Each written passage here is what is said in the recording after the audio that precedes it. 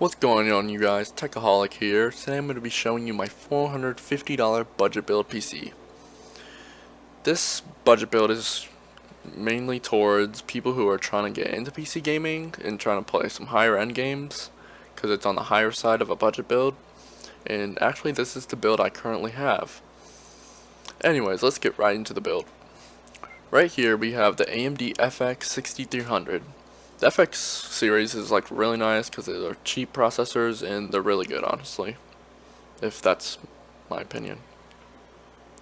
And their base clock is 3.5 gigahertz, and when gaming they go up to 3.8 gigahertz automatically, and I think they go to 4 gigahertz while video editing, and they have 6 cores, and they retail for $77.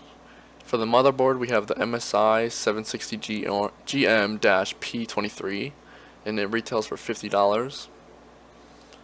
The Kingston HyperX Fury Black RAM, two 4GB sticks, DDR3 1600 MHz for $63.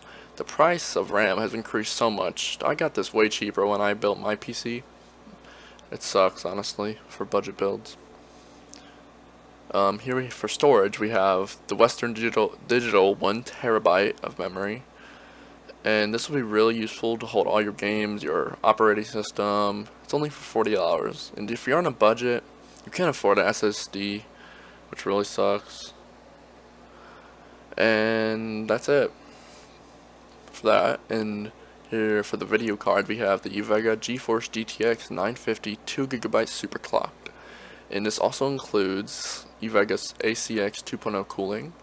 And I know 2 gigabytes of memory on a video card nowadays is really low, but if you're on a budget, that's what you kind of have to deal with. And the price of it is $150 US.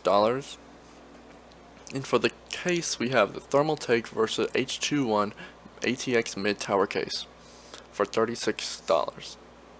And this case has dust vents under the PSU slot, which is really nice, and in the front of the case it has a lot of dust filters also, which are really good, honestly.